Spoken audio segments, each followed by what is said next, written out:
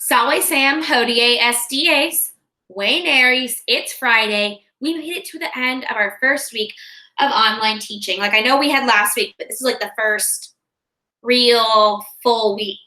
So that's pretty cool. Pat yourself on the back. I think that,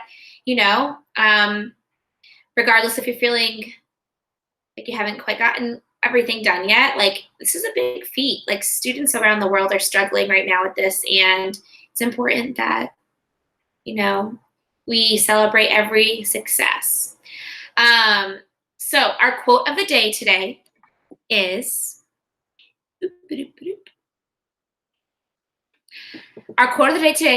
Quot homines, tot sententiae. This means, quot homines, so many men, tot sententiae, so many opinions. I think you can probably, I know you're in politics, so I'm sure you're following all the news, anything else going on with COVID-19, but also with the election. So maybe you can relate this quote of the day to, a lot of the things that you see on the news. So many men, so many opinions.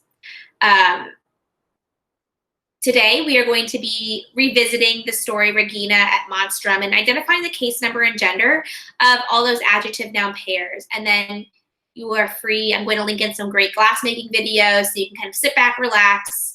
On Tuesday, I assigned your to do the culture reading about glassmaking and watch the culture videos on Elevate relating to glassmaking for all, but also glass for the rich. If you haven't gotten to those yet, that's okay. You still have time.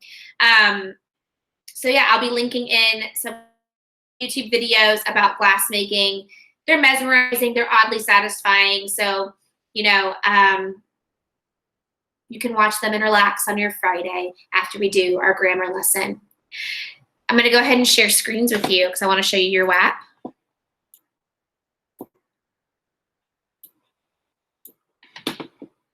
Okay, so looking at the WAP here, it's Friday, so just check in with yourself. Have you done the things on the checklist? This is the grand experiment of working at your own pace, right? It sounds great in theory, but we have to make sure that we're doing the things, okay? So translating Taberna, Regina at Monstrum, the 30-minute lesson I gave yesterday about noun gender, practicing identifying the gender of nouns. And actually, I think I changed the practicing that. Actually made it a Google form where you, we'll do the practice identifying maybe Monday next week, but I did change the Google form to something that's more like recognizing neuters. That's the one, it's the one where you had about, I think it was 12 words that you had to tell me the meaning of them, and these are all words that are neuters that you already know. And then there were some translation sentences where you had to think about singular versus plural. We'll do some gender identification on Monday. Okay, so today we're going to be revising Regina at Monstrum and analyzing the grammar. So just follow along with this video and you'll have already accomplished that box there. Forget the Magistrula stuff, right? So all of the Magistrula practice, the second declension and third declension regular, and not the neuter version. We'll do neuter next week. And then kind of sitting back and watching these culture videos on Elevate, but also the YouTube videos I'm going to link in. I'll put them on the WAP and I'll also put them in our main page. So, okay, let's go into Regina at Monstrum. I'm going to attach the worksheet I'm looking at to this announcement, but also it's the same as the Google form. It's just not a Google form. Okay, let's go ahead and take a look. So, Olim Regina Egyptia per Arabiam iter faciebat. We want to pick Egyptia here. Regina Egyptia, identifying the case, number, and gender. So the case here, it's going to be nominative. She's the subject of the sentence. She is singular. We only know of one Regina. It's not Reginae. In the picture, we only have one queen as well. And the gender, Regina, it's a queen. So naturally, the gender must be feminine. So once an Egyptian queen was making a journey through Arabia. You know what? I want to make sure you're getting some practice on this too. So let's go ahead. I will do the first 4 with you here. Let's do 5, 6, and 7 today in our afternoon session. Number 2, in Arabia habitabat monstrum. We're going to pick ingentem here. Monstrum ingentem. If you remember our gender rules, let's think about the gender of monstrum ingentem. We notice it ends in What does that tell us? If it's a nominative that ends in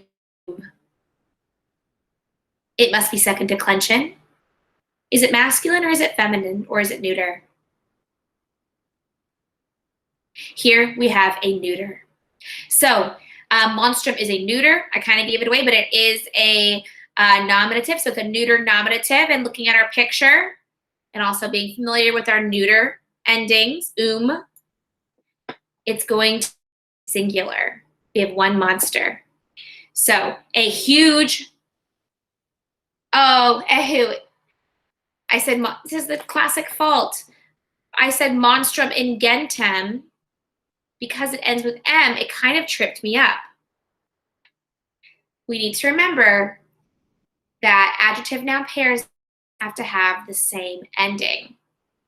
And because it is a neuter and it is nominative in the sentence, it is the subject, we need to pick the adjective that matches. So that is monstrum ingens. That is one of the classic blunders. So, monstrum ingens habitabat in Arabia. A huge monster was living in Arabia. Let's go on to number 3. If you have questions about 1 through 4, feel free to ask in our afternoon session. We're doing 5 through 7 in our afternoon session.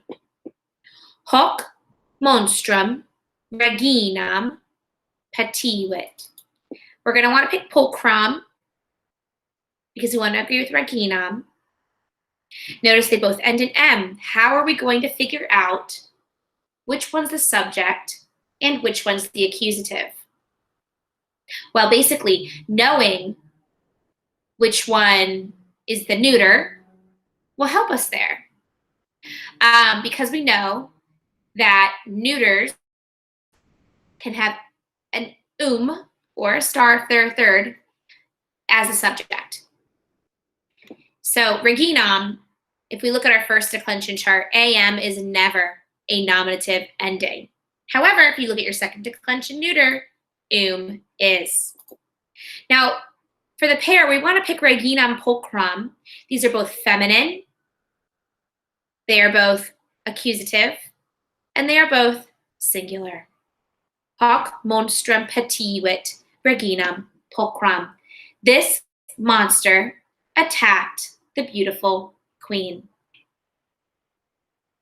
Okay, now with number 4. Servus blank monstrum blank fortiter appugnavit. Let's go ahead and figure out which adjective we want to pick to match with servus. The best way we need to know is figuring out the case, number, and gender of servus. So, servus ends in us. Sounds like a nominative to me. Nominative, second declension. Singular. We see unus servus in pictura est. So we want to pick the nominative. We want to pick the singular.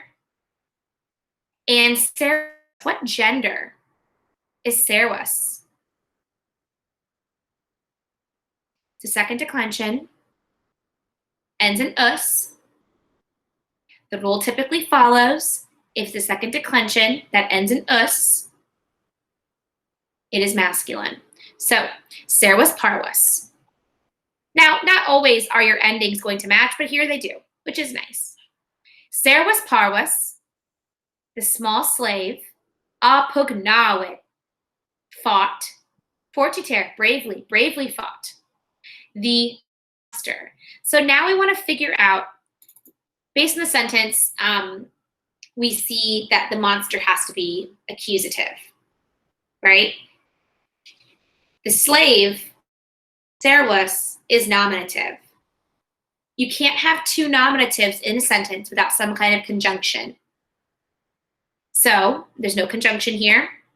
The slave bravely fought the monster. What kind of monster?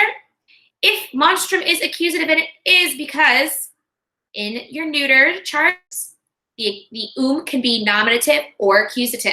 Remember, nominatives and accusatives look the same in our neuter charts. We need to figure out which word for terrible is going to match our monster here. And this is going to be terribilem. Here we have an accusative singular, and monstrum is also an accusative singular.